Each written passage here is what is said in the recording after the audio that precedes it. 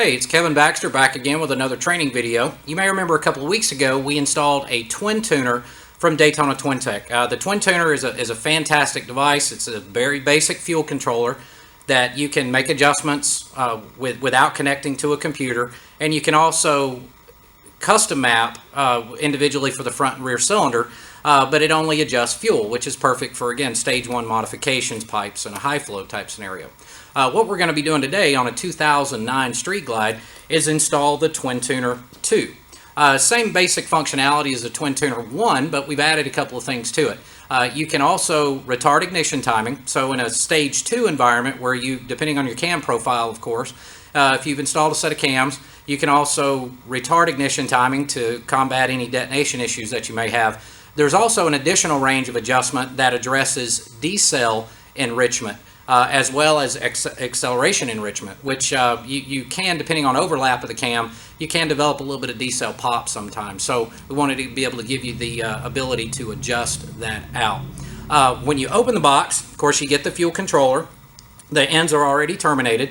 We're not going to have to do any cutting and splicing or anything like that. We will have to pop into the ECM connector to pull some terminals out, and it should only take us about 10 minutes to install it.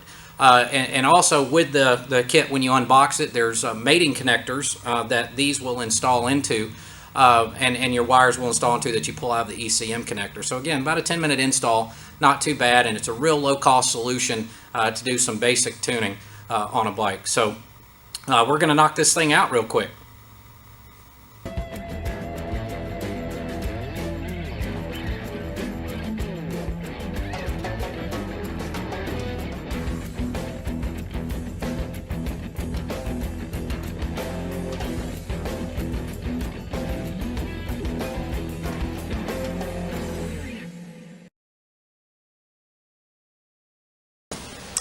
Alright, the first thing we want to do is disconnect power to the ECM before we disconnect the ECM itself. Now this bike is equipped with a security system, so for those of you that have ever had to disconnect the battery and all that in the independent shops and had to deal with a security system or deactivating it, I'm going to actually show you a real quick, easy way to deactivate a security system so you don't have to worry about any issues there.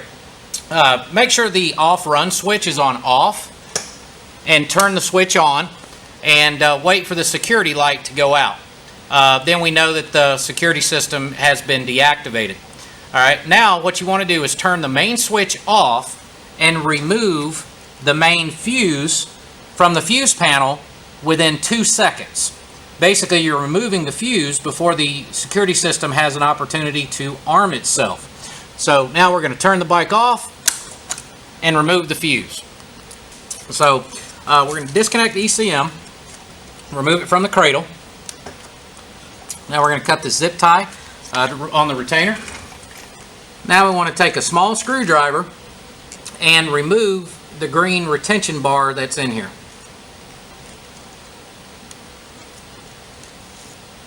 Now we want to remove this cover. There are 2 tabs here. You don't want to pry from those tabs. The connector actually snaps into place, the cover, back at this area here. So take a small screwdriver and slightly pry up, and this part of the connector cover will tilt forward. Move your security bar forward, and the cover slide right out. Okay, once you've removed the cover, we need to remove the wires from the ECM connector. There'll be 7 wires, and the easiest way to do that, of course, there are numbers that are molded into the gray cover back here. There's also a reference sheet in the instructions to help you map out exactly which ones. Now, since to help keep you from having to flip back and forth to determine which one you're dealing with, what I like to do, once I locate the pin connector that I get started at, flip it over and take one of the metallic silver Sharpie markers. They work fantastic on black plastic, and mark the terminals that you need to remove. When you look closely, you'll see the 2 wire terminal holes that are there, and between each pair of them there's a very tiny hole. That hole is the hole that you need to press a pin into to release each of the terminals. Now I made myself a small little terminal tool with a pick and just used a sander and brought it down to just the right diameter to slide in the hole. But in the kit, we also give you some thumbtacks, push pins, and that's the right size as well that you can do that. So all you have to do, again, is push the small tool into the hole until it bottoms out. Don't force it all the way, but it'll bottom out, and then you just reach around and pull the wire out. Now you'll need to install the terminated connectors from the twin tuner harness into the terminal locations that you had removed from the factory harness. And to do that, use your small pin that you use to remove the connector, the pin terminal. Slide that back into the small hole. Slide the wire into place. And then you can flip it over and identify to make sure that the terminal is all the way in its location. Once it is, you can remove your pick or thumbtack to seat it securely. Give the wire just a little tug. Make sure that it's seated in there completely. Next, you'll need to install the wires that you removed from the ECM connector into the small terminals that come with the kit. To do that, slide just the tip of the terminal. Leave a small amount of the metal terminal end exposed. Take the small brass tool that's included with the kit, put it around the wire, and press the wire into the terminal. Once you have it inserted all the way, squeeze the end of the rubber terminal and pull the tool out. Push on the wire slightly to verify that it's seated in all the way and flush with the end of the rubber inside the terminal. Once you've got all the terminals installed, you can install the retention zip tie over the top of the connector. Install the cover.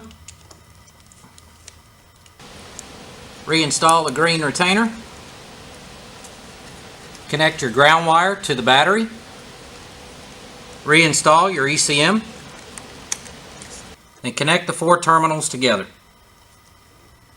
Now that you have your 4 connectors taken care of and tucked away, route the wire back around the harness, back around the back side of the ECM. Use a 2-sided tape or Velcro to attach the twin tuner to the top of the ECM.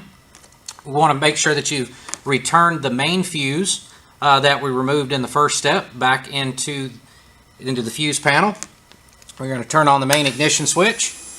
When we do, we should hear the fuel pump cycle if we have the off-run switch on run.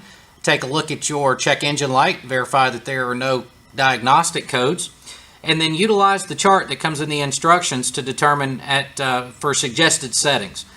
That's it for the install, guys. Pretty simple. Again, takes about 10 or 15 minutes. Take her out for a test ride, confirm that she's running great, make some small minor adjustments if you need. If you decide that you want to do custom mapping on the Twin Tuner 2, again, give us a call. We can hook you up with a USB interface, and that'll allow you to custom map the fuel curve on the front and rear cylinders independently. But to get yours, be sure to give us a call. Hit the thumbs up button if you like the video, subscribe if you haven't already, and share this with your friends.